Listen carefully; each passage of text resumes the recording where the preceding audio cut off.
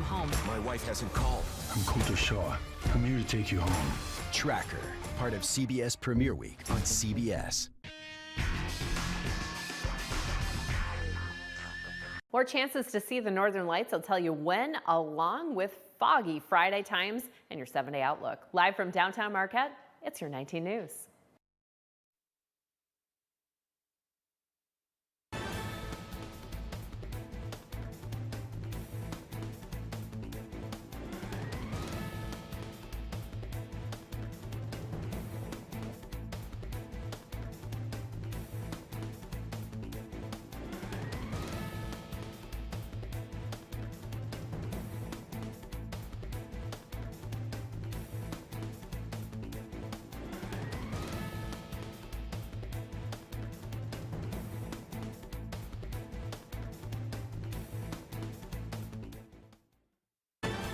Live from the UP, this is WZMQ 19 News at 11.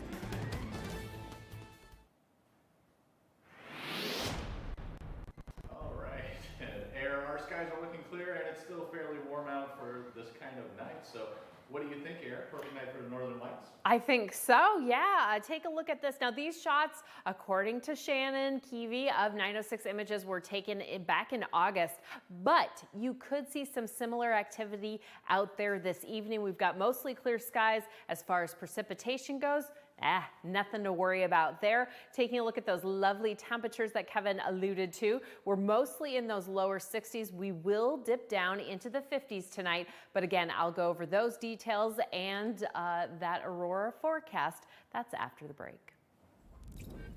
All right, thanks very much, Aaron. With the government spending deadline on the horizon, Congress is working to avoid a shutdown before October 1st. This week, House Republicans pushed a funding plan that also included a bill they say would enhance election security. However, Speaker Mike Johnson backed down on the plan after it became clear it did not have enough support. WZMQ 19 Washington, D.C. correspondent Brendan Scanlon has the details on the legislation and whether the government could shut down because of it. The Safeguard American Voter Eligibility Act, or the SAVE Act, passed the House in July. It would require documentary proof of U.S. citizenship in order to register to vote in federal elections. We have no evidence to suggest that non-citizens vote in federal elections at any kind of scale. Rachel Ori with the Bipartisan Policy Center says although some cities allow non-citizens to vote in local elections, it is illegal for non-citizens to vote in federal elections. Ori says trying to pass the SAVE Act now would create downstream consequences for both election administrators and for voters that would ultimately undermine the integrity of the election process. This week, House Speaker Mike Johnson combined a temporary government funding bill with the SAVE Act. Top Democrats bashed the measure, which the White House said President Biden would veto. The House should stop wasting time on a partisan CR that's going nowhere and work in a bipartisan way to get this done. Voter ID, I think, is absolutely critical. But some House Republicans, like Congressman Mike Kelly, argue the SAVE Act is common sense. You need to be registered. You need to have ID. I don't think that's asking too much. Non-citizens voting in our elections erodes the sanctity of our democracy. Congressman Nick Langworthy supports the SAVE Act but wants to avoid a government shutdown. We're 56 days away from an election. Temperatures are hot. We're going to have a CR to keep the government open. I'm not a supporter of shutdowns. With Democrats and at least 8 House Republicans opposed to the measure, Speaker Johnson is heading back to the drawing board to build consensus. People have concerns about all sorts of things. That's how the process works, and sometimes it takes a little more time. Reporting in Washington, Brendan Scanlon, WZMQ 19 News. Michigan House Republicans have rolled out a new policy agenda in their Mission for Michigan. This November, the majority in Michigan's House of Representatives will be up for grabs, and House Republicans are preparing plans hoping to gain control next year. The 10-point mission outlines plans to improve public schools, lower utility costs, and address public safety. Representatives say if they take the majority in the House this fall, they intend to work across the aisle to sign their plans into law. This is our commitment to building a state where families thrive, workers can get a job, find a job, and keep a job, and business owners can start a business and successfully run that business. We have the full plan from the Republicans on our website and our mobile news app. Railroad enthusiasts from across the country are in Harris this weekend for an annual gathering. WZMQ Escanaba Bureau reporter Lily Simmons has the details in talks with a nonprofit preserving local railroad history.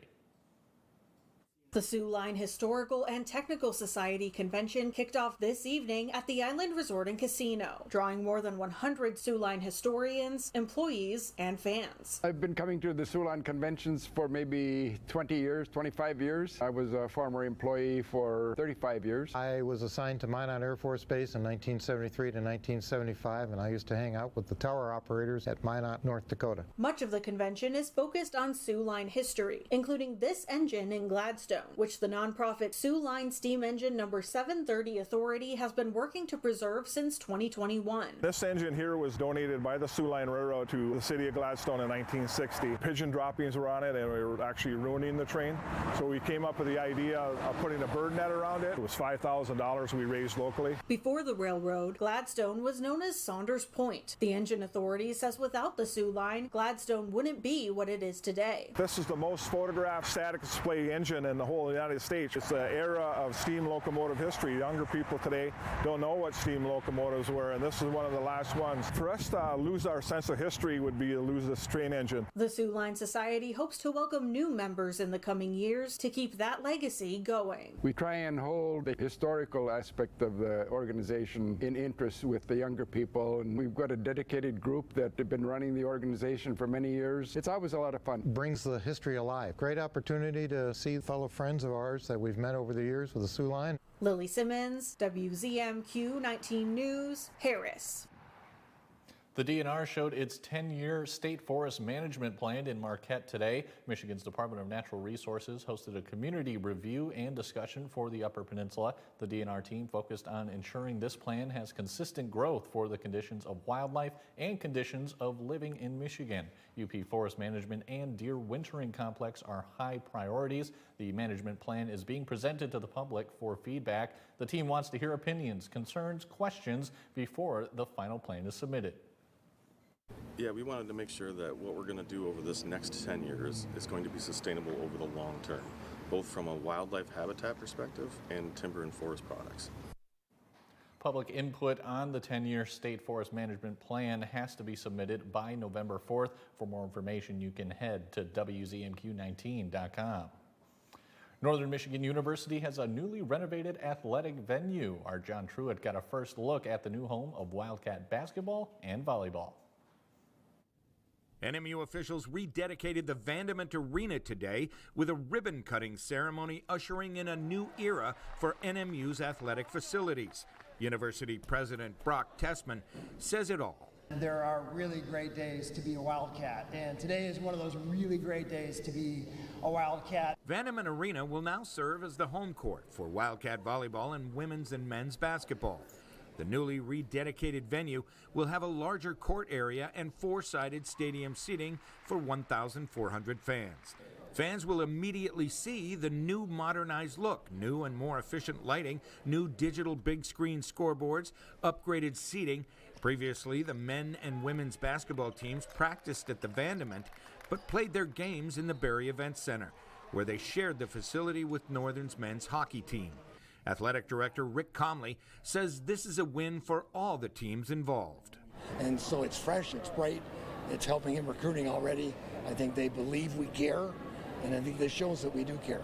Women's basketball player CJ Romero sees this updated arena as a ringing endorsement for their sport and a confidence builder for the players. Having the community and all these people behind us, it really means a lot and gives us confidence and excitement and all these things to really perform for them this season. The ceremony also included remarks from former NMU President Vandement's widow, Marjorie. Both were huge fans of NMU athletics. In Marquette, John Truitt, WZMQ 19 News. Head volleyball coach Mike Lozier says with the upgrades to the Vandement Arena, NMU athletic facilities are the envy of Division II athletics. The Negaunee Library is receiving additions to the outside of the building. Yesterday, the Negaunee Public Library started the demolition on its main stairs for the new ramp and handicap accessibility entrance. Contractors say construction for the ramp will start next week, and the whole project should be finished in 3 to 4 weeks. With the addition of the ramp entrance, the handicap buttons automatically open the doors. Request people to have patience, while they're working, try to not park in front of the job site and give them some space. And if you need help getting into the building, feel free to reach out to any of the offices you need to talk to. All hall facilities will be open through the construction process.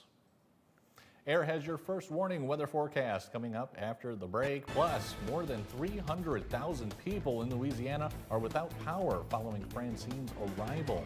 And for the first time ever, a private company holds a spacewalk. We'll hear about the mission being conducted by SpaceX when we come back. Amy Doyle reports at 6 and 11 on WZMQ 19 News. This is extreme crime. To catch him, they'll use every trick in the book. We were operating against ghosts, and ghosts are tough to find. Top investigators and police use the latest forensic science to uncover the truth and solve real cases. The devil is always in the details. Forensic Factor. My family's been in business for 70 plus years. We really needed to stress that this is not just a running store. Our running shoes are good for everybody.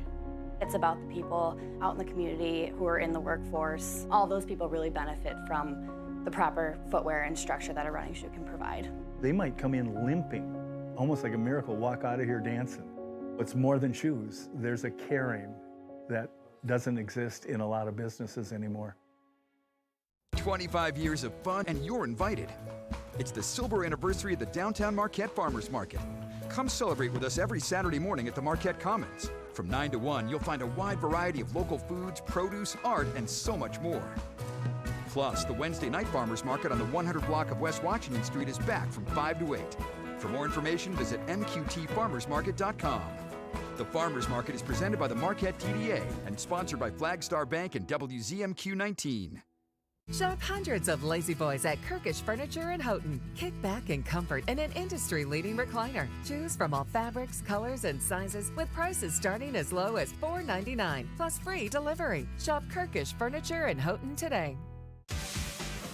The world's longest running prank show is back. Just for laughs, gags. Now, award-winning WZMQ 19 First Warning Weather with Air Stastic. Another gorgeous sunset shot courtesy of Ken Baynard. Thank you so much for sharing that with us. And those lows right now in the 60s. Again, fairly nice conditions to get outside after our broadcast to check out those northern lights as we've got calm winds. We'll continue with that into tomorrow as well. For the most part, mostly clear skies. We do have some chances of clouds rolling in here and there, and then maybe some fog as well. But we're looking at that to start a little bit after midnight, more likely around 2 a.m. and then clearing out by 8 a.m. for the majority of the central locations. So it might impact your morning commute if you are driving anywhere between 5 a.m. or 8 a.m. in the morning, or 7 a.m. I should say. Here's that view line for the aurora tonight.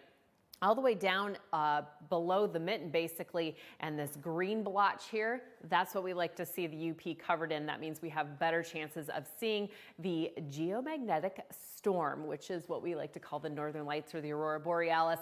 So I mentioned those clouds possibly out there, but that KP index at the moment, we're expecting it to peak at about 6, and then we are seeing that is likely a strong storm level. And just in case you forgot, basically a geomagnetic storm or the aurora borealis is a disturbance in the force. Yes, use your Star Wars powers.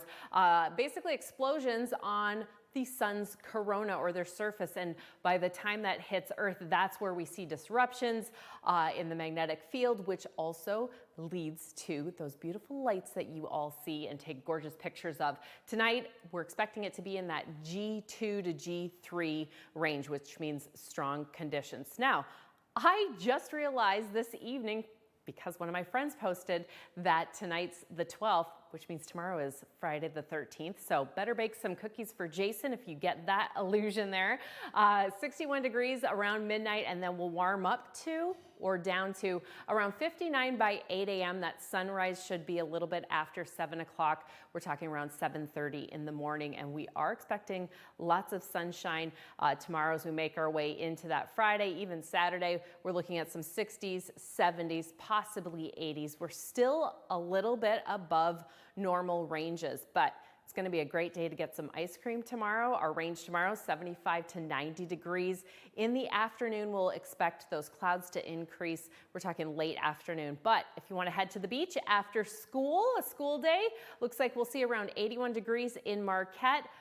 Very low risk of any rip currents, So it should be a good day to get out to the beach. As far as those clouds, remember, we're expecting fairly clear conditions, but Saturday could be partly sunny. As we take a look at our 7-day, we'll still have some 80s into next week. All right, thanks very much, Air. Tropical storm Francine is moving inland after striking the Gulf Coast as a Category 2 hurricane yesterday evening. Hundreds of thousands of Louisiana customers are without power, and in many area residents are waiting for floodwaters to recede in order to survey the damage. Dave Melkoff reports from Houma, Louisiana. The rain fell and sparks flew, with a transformer reportedly exploding in Metairie, Louisiana. It's very, very windy. Francine made landfall in the state as a Category 2 hurricane, weakening to a tropical storm as it reached New Orleans. The Flood Protection Authority says it closed 52 floodgates to protect against possible storm surges. But the streets in Terrebonne Parish look like an ocean. The storm downed trees and street signs. More than 300,000 Louisiana customers are without power. First responders and crews tried to clear what they could, even among the blowing winds. The roof was just torn apart. You can see how it's just kind of peeled back like an old-fashioned sardine can. This thrift store in Houma is gone. It's very serious for this neighborhood because it's maybe the most affordable place for anybody in this neighborhood to shop. The director of the National Hurricane Center told CBS News many deaths occur after a hurricane has passed because people are going out into flooded areas, getting too close to power lines, and using generators in an unsafe way. Louisiana's governor told everyone to just watch out. We are going to have a lot of people on the roadway that is necessary to put the vital infrastructure back in place so that you can go about your daily lives. The remnants of Francine are spinning northwards through Mississippi, Tennessee, and Arkansas, with tornado threats as far east as Florida. Dry areas are in danger of getting too much rain too quickly. History was made today as for the first time ever, 2 private astronauts carried out a spacewalk. Billionaire entrepreneur Jared Isaacman, who was the commander of the Polaris Dawn mission, floated outside the SpaceX capsule early this morning, more than 400 miles above Earth. He was followed by mission specialist Sarah Gillis. Their goal is to test new SpaceX-designed spacesuits. The company expects to need hundreds, if not thousands, of affordable, easy-to-manufacture suits as part of its plan to send people to the moon and eventually Mars. So what they did today was put those new spacesuits through their paces. They tested the motion, the mobility of the joints, how easy or difficult it was to move. And the engineers, of course, will take that information and plug that back into the continued development. So all in all, a great first step for SpaceX. Very impressive. The Polaris Dawn mission is scheduled to splash down this weekend. Still to come on your 19 News, Mike Ludlum is going over your sports, including some more volleyball action featuring Nagani and Ishpeming. We're back in 2 minutes. The one and only Zendaya! On the Jennifer Hudson Show. This place is so beautiful. I call it the happy place. I feel it. We talk fashion. Every time you step out, it is fierce. I feel like I've been wearing a lot of clothes this year. And her main man. Right? The Jennifer Hudson Show, tomorrow at 5 on WZMQ TV CBS, followed by 19 News at 6. Pictionary here on WZMQ TV 19. Harris v. Trump. Kamala versus the Traumala. Colbert's New with Jeff Bridges and Cooking with Evie tonight on CBS. Here's your WZMQ CBS This Is Home community calendar.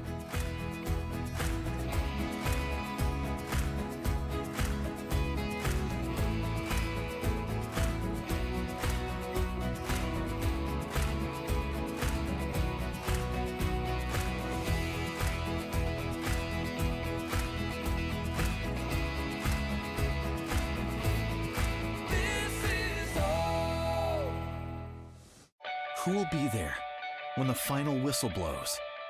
When the final votes have been cast? Who will be there when we need a warning or a laugh? Will you?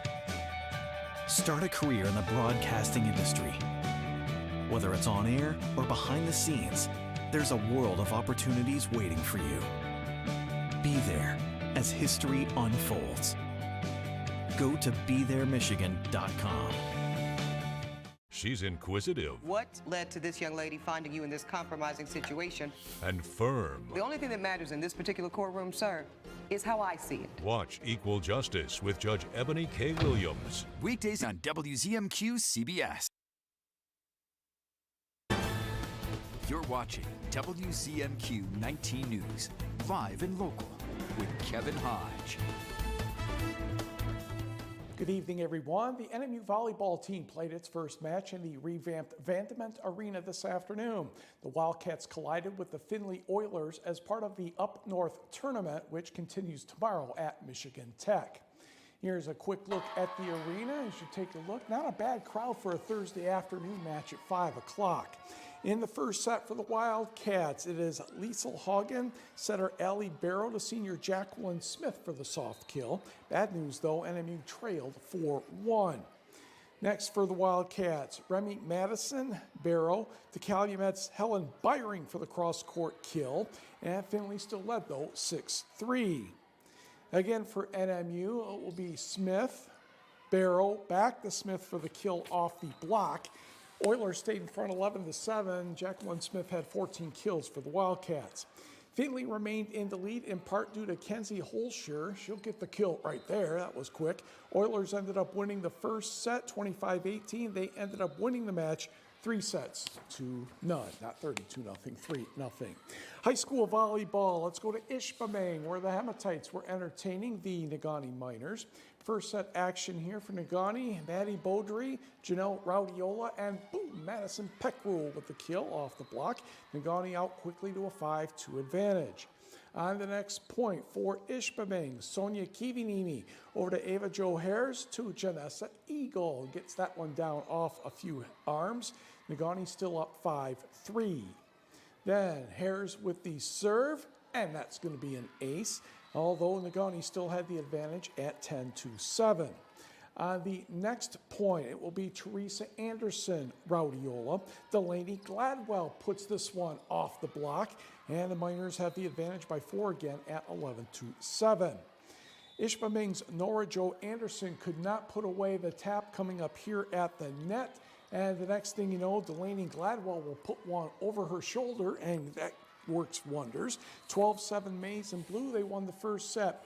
25-18, Negaunee took the match 3-0. To the scores, where Carnegie turned back North Dickinson 3-1. It was Forest Park over Norway 3-0, and the Trojans also defeated North Central 3-0. Wakefield Marinisco in the win column again, 3-1 downing Dollar Bay. Kiera Isaacson had 17 kills for the Blue Bulls. Elsewhere, Uintah Creek over Lance 3-1. Escanaba in the Battle of Delta County blanks Gladstone 3-0. It was Hancock 3 and Jeffers 0. Houghton did the same to Westwood. Calumet travels to Iron Mountain. Copper Kings win 3-0. And Lakeland and Hubble sweeps Bessemer by the same numbers. It is Bear season. Therefore, we have the Big Bay Denok Black Bears 3 and the Maplewood Baptist Black Bears 1. Newberry over Brimley 3-1. St. Ignace big win on the road at Manistee 3-0. And Stevenson over West Iron County 3-2. If I got the numbers in the right order, 15-10 in the fifth set. I think West Iron County actually won that match. Did not hear from Norway and Watersby. And Barriga turns back Chassell 3-2, 16-14 in the fifth set. 8-player football tonight. Ishpeming at Rudyard defeated Gaylord St. Mary 50-28. North Central easily over Stevenson 60-8. High school girls tennis, Nagani blanks Iron Mountain 8-0, and it was Norway down in Gladstone 7-1. Cross country, Manistee invite on the boys' side. Sault Ste. Marie is the winner with Munising second and Rudyard third. Individually, Danny Goss of Munising, a big victory, 17 minutes, 5.4 seconds. Gabe Litzner of the Blue Devils was second, followed by Trevor Nolan of the Mustangs. On the girls' side, Sault Ste. Marie also the winner, Munising a close second, followed by Escanaba. And individually, Alicia Baby of Escanaba, 20.5 minutes. It was 8th grader Molly McNamara second for Engadine, and freshman Isabel McCord of Sault Ste. Marie was third, followed by Maya Carlson of Manistee. Turning to the pitch, college soccer, if you will. Lewis taking on NMU this afternoon. Alex Vadovic and his team looking for win number 3 in a row. First half, Tommaso Lamy with the cross blocked. Toon van Genswinkel had a volley attempt. That did not go very well, and the shot was stopped. Around the 40-minute, Lamy, that's nasty.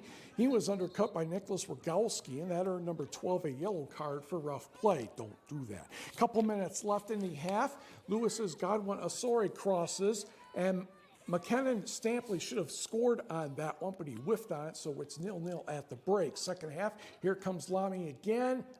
Not quite. Sebastian Doppelhofer takes care of business there. The Flyers would get on the board in the 50th minute as Max Widland will have a slight give and go. Carson Sosnaika with the goal, and that would give the Flyers a 1-0 lead. And then Max Widland would score after a mistake by the Wildcats keeper to make it 2-0. William Uchenna and Davian Gum scored for the Wildcats, and this one ends in a tie at 2. On the scoreboard, the NMU women fared better, defeating Cedarville 3-0. Goals by Brooke Pietola, Elisa Davatilla, and Justina L'Esperance. Preseason polls for the CCHA on the coaches' side. It is St. Thomas, Bemidji State, Michigan Tech is third, followed by Minnesota State and Bowling Green. Coaches didn't think much of NMU's. The Wildcats will have something to do about that. Lake State was 6th. On the media side, we like to think that's the smarter side, not always. Bemidji State and St. Thomas tie for 1st. Minnesota State, Tech is 4th. Bowling Green 5th. NMU a little bit better on this one, 8th. Lake State again in 6th place. Quickly to the Rockies, the Tigers wrapping up that series this afternoon at Comerica Park. Picked this one up in the bottom of the 4th inning, and that is Spencer Torkelson down the left field line. Jace Young and Riley Green will score. Tigers with a 2-1 lead, but the bats were silent after that, and Colorado wins the finale of the series 4-2. Tigers host Baltimore this weekend. And in case you missed it, Detroit Lions Pro Football Hall of Famer Joe Schmidt passed away at the age of 92. 13 years as linebacker, 10 straight Pro Bowls. Buffalo over Miami tonight, 31-10. Kevin? All right, thanks, Mike. And Air says we have good chance of viewing the Northern Lights tonight. After the break in the Outlook, she tells us what we can expect.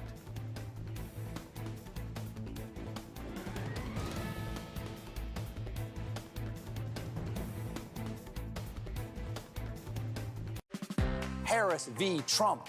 Kamala versus the Traumala. Colbert's New with Jeff Bridges and Cooking with Evie tonight on CBS. It's Boots and Knives Month at Richardson Jewelers, downtown Marquette. With the purchase of an engagement ring, you'll get your choice of a Rapid River hunting knife or a certificate to go towards a pair of Red Wing boots. Richardson Jewelers. Another thrilling week to play football. The NFL on CBS. Catch all of the action this week on WZMQ 19. At 1, the San Francisco 49ers take on the Minnesota Vikings. Then at 4:25, the Bengals travel to Kansas City to take on the Super Bowl champs. See you this Sunday for the NFL on WZMQ 19. At the Alzheimer's Association Walk to End Alzheimer's, this is why we walk. This is why we walk. They're why we walk. And you know what? This is why we walk too. We walk in the Alzheimer's Association Walk to End Alzheimer's because we're getting closer to beating this disease. But to get there, we need you. Join us. Hey! Our home is a spectacular place with community events like these supported by TV19. The UP State Fair, Downtown Farmers Market, the Blueberry Festival, plus the UP 200, Wednesday Night Market, the Celebrity Art Auction, Music on 3rd Street, Baraga Block Party, the Children's Museum Culinary Journey, Myers State Games of Michigan, and the Children's Miracle Network Picnic. WZMQ 19, proud that this is home. Top investigators and police use the latest forensic science to uncover the truth and solve real cases. The devil is always in the details. Forensic Factor.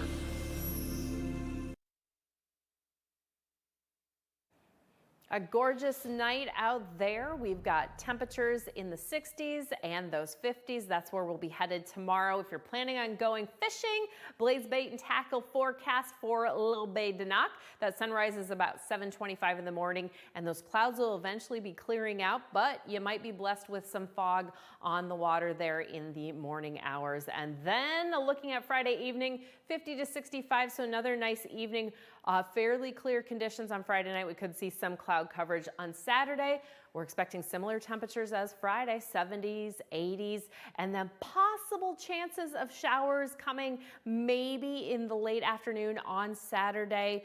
Looks like the west half, if we do have any precipitation, we're talking low chances, about 15 to 40% chance. So the grounds for the Pine Grove Country Club in Iron Mountain could be a little bit wet on Sunday. All right, thanks, Aaron. And finally, this evening, a large group of people flocked to Delta County to bid farewell to some special seasonal visitors. UP Wild held a Blessing of the Monarchs event at the Peninsula Point Lighthouse. Each year, hundreds of monarch butterflies funnel into the area as they migrate from the northern U.S. and Canada to Mexico. Participants prayed and sang for the butterflies, did breathwork exercises, and shared in the beauty of the monarchs. It really combats a lot of the isolation that we feel if we just take the time to focus not only in community together, but to just focus on one of these beautiful creatures. It can take us out of the anxiety of our culture and give us a respite, even if it's for 1 hour while we're here, and that's worth doing together. The Monarch Project expects the final group of butterflies to depart for Door County at the end of the month. I just totally messed up the final word of the show, guys. Give me a round of applause. Dispiace. Mi piace la papelle. Just say good night. Yeah, bye. Good night.